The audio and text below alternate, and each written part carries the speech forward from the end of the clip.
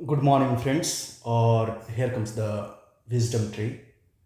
आप लोगों के समक्ष आज एक बहुत इम्पॉर्टेंट टॉपिक महात्मा गांधी जी के बारे में प्रीलिम्स के एंगल से बताने का कोशिश करेगा, क्योंकि बीपीएससी के लिए महात्मा गांधी का चैप्टर काफ़ी फेवरेट है। क्योंकि जब आप बिहार का बीपीएससी का सिलेबस देखेंगे तो उसमें क्लियरली मेंशन है कि 1857 से लेकर के 1947 तक में जो जो इम्पॉर्टेंट पॉलिटिकल चेंजेस हुए हैं और कंट्रीब्यूशन है, that will play the vital role in the application in the examination. तो ये कहने का मतलब ये है कि जब आप 1917 से लेकर के 1947 तक का जो बिहार का पृष्ठभूमि देखते हैं मॉडर्न हिस्ट्री में, तो आपको गांधी जी का कंट्रीब्यूशन काफ़ी ज़्यादा मिलेगा। अब उस कंट्रीब्यूशन को चलिए हम लोग देखते हैं। बेसिकली आप को रिलेट कीजिएगा। देखिए, एक चीज़ मैं आपको और भी बताने की कोशिश करूँगा। हिस्ट्री को आप इस अंदाजे से कभी मत समझिएगा कि वो बीता हुआ पास्ट है और वो एक स्टोरी के रूप में समझ लें। नो, इसमें आपको ये भी चीज़ समझना है कि what kind of philosophy Gandhi ji was playing. Gandhi ji उपयोग कर रहे थे किस फिलॉसफी को, और कैसे कैसे उसमें एक मैच्योरिटी दिख रहा है। उनके प्रोसेस ऑफ जो आंदोलन है उसमें एक आपको समझ दिखेगी। उन समझ को समझना है, कैसे सोशल इंटीग्रेशन बना रहे हैं, सोशल कॉन्ट्रैक्ट बना रहे हैं, किस तरीके से वुमेन कंट्रीब्यूशन हो रहा है, किस तरीके से बिहार की औरतें इतिहास में अपना योगदान देना शुरू कर रही हैं और एक मास लेवल पर चेंजेस लेकर के आती हैं।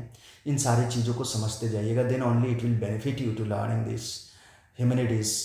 क्योंकि एक बात हमेशा याद रखिए, ह्यूमैनिटी को अगर आप नहीं समझ पाते हैं, नहीं विश्लेषण कर पाते हैं, सोशल इंजीनियरिंग नहीं कर पा रहे हैं, डैट मीन्स कि आपको कहीं ना कहीं आप उस सब्जेक्ट को नहीं लर्न कर पा रहे हैं। Application of the subject is not coming in you. जैसे मैं एक चीज़ बताऊं, science and IT. Science is theoretical portion of technological thing. जिस तरीके से लोग आज इंजीनियरिंग करते हैं, इन द सेम वे जैसे अगर आप sociology and social work, sociological theoretical aspect है, सोशल वर्क प्रैक्टिकल एस्पेक्ट है। इसलिए मैं आपको कह रहा हूँ आप इस चीज़ पर भी ध्यान दीजिएगा, ताकि आपको विश्लेषण करने की क्षमता बढ़े और मेंस और इंटरव्यू में आप बेहतर परफॉर्म करें और इसके साथ ही एक अच्छे इंसान बने। चलिए हम लोग आगे मूव करते हैं। इसमें गांधी जी का, ये एक्चुअली गांधी स्मृति एंड दर्शन समिति है न्यू दिल्ली में, ऑर्गेनाइजेशन जो पूरा गांधी पर काम की है, गांधी जी पर काम किया है। उसने ये पैम्पलेट निकाला था, my life is my message. और ये इसमें टोटली एक टाइप से आप इसको इस्तेमाल कर सकते हैं इस रूप में कि गांधी जी के बारे में जानें। फैक्चुअल है, टोटली फैक्चुअल है किस तरीके से इन्होंने क्या किया है। तो चलिए आज हम लोग कवर करते हैं इसका फर्स्ट पेज कि किस तरीके से क्या है। 1869 में गांधी जी का जन्म होता है पोरबंदर में। पोरबंदर कहाँ है? गुजरात में। काठियावाड़ा नाम का डिस्ट्रिक्ट था। उनके पिताजी का नाम करमचंद गांधी था और माता का नाम पुतली बाई गांधी था। ये बात याद रखिएगा। तो कब हुआ जन्म? 1869 ईस्वी में। कहाँ? पोरबंदर, काठियावाड़ा में। और ये कहाँ है? गुजरात में। फादर का नाम क्या था? करमचंद गांधी। मदर का नाम पुतली बाई। 1883 में इन्होंने शादी किया। किन से? तो कस्तूरबा बाई से, याद रखिएगा।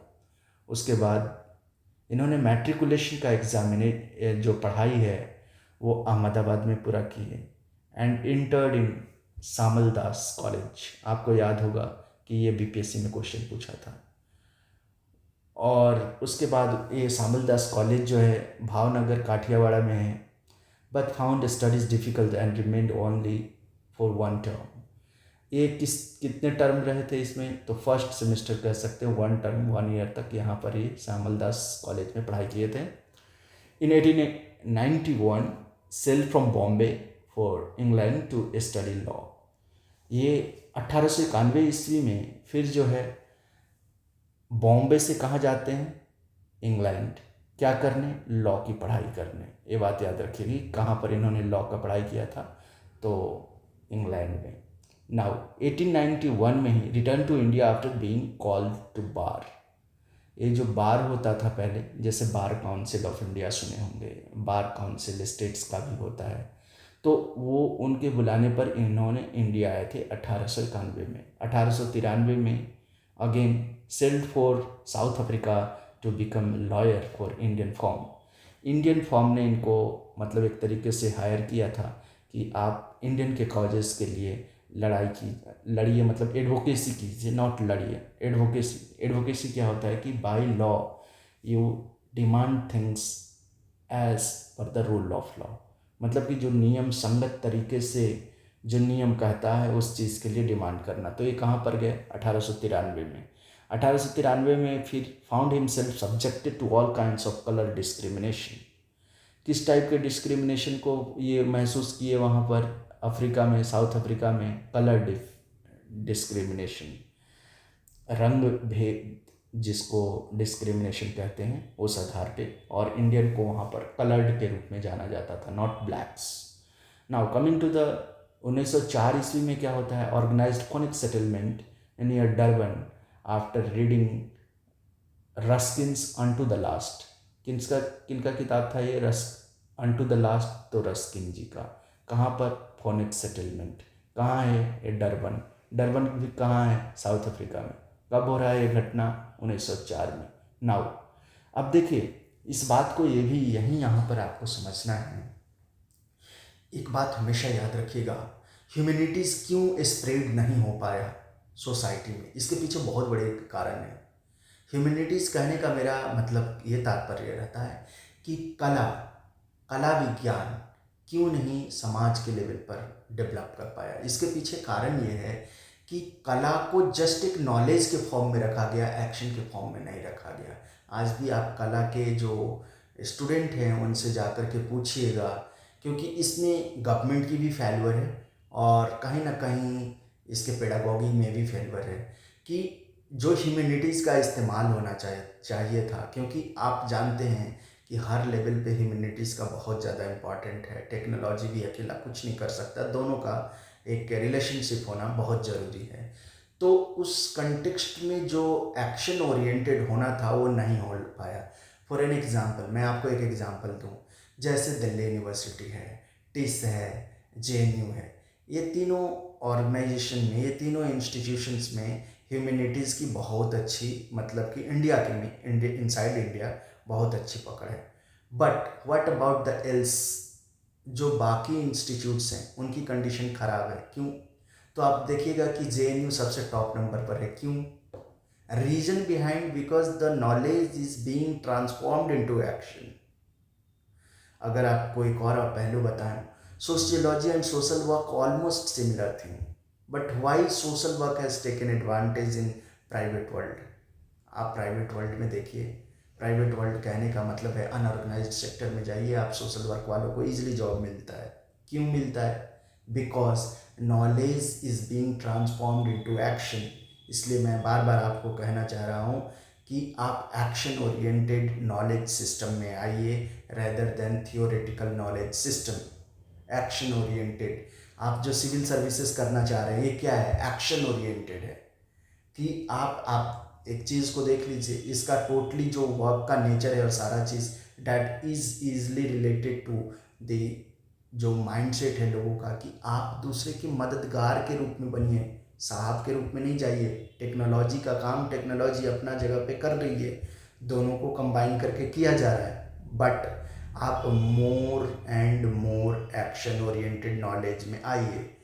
आपने इसका विपरीत क्या देखा होगा अभी, कि लोग जो है करप्शन में बहुत बहुत बहुत ज़्यादा, मैंने आपको कल भी टेलीग्राम पे शेयर किया था कि इंडिया में करप्शन को चैलेंज करने के लिए सिर्फ ट्रांसफ़र किया जाता है, इसके अलावा कुछ नहीं किया जाता है। And government has not making the rules, huge corruption.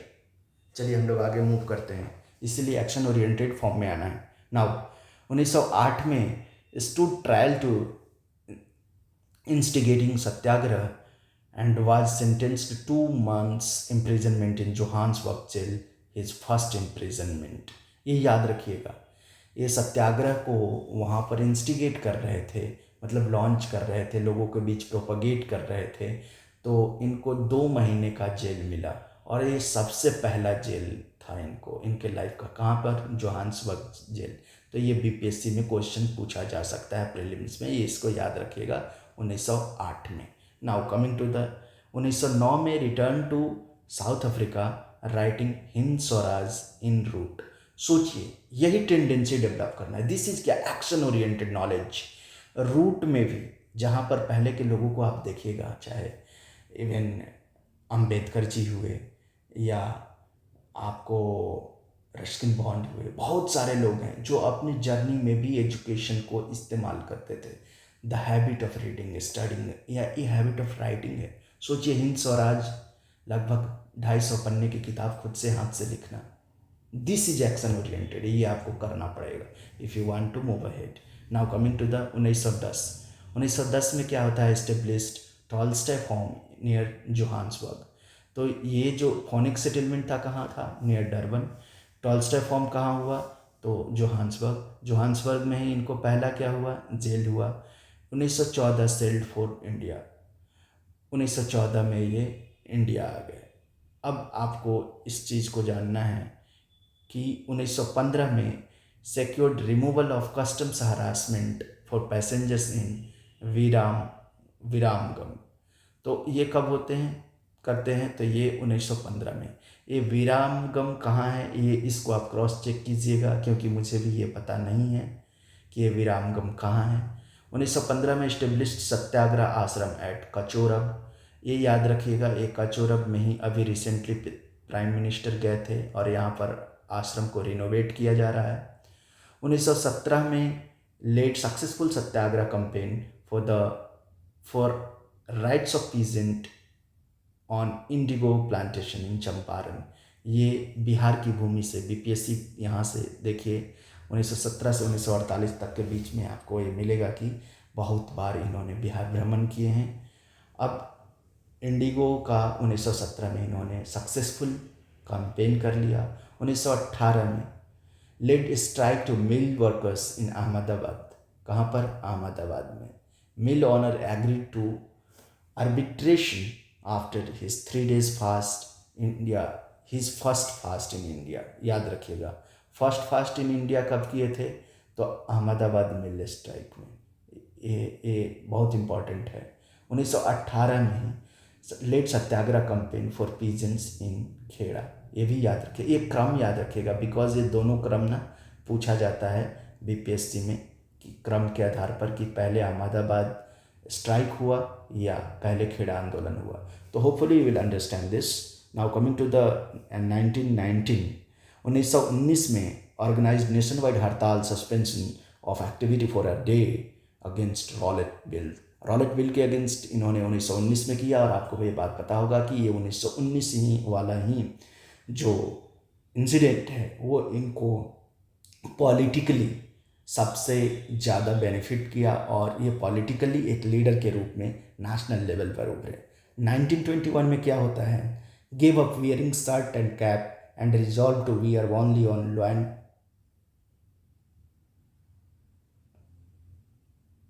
आपसे ये बात कहना चाहेंगे कि जो भी लोग ये प्रिपरेशन कर रहे हैं वो इस चीज़ को ध्यान में रखें कि चैनल को लाइक एंड सब्सक्राइब करें, ताकि जो भी लोग इसकी तैयारी कर रहे हैं उनको बेनिफिट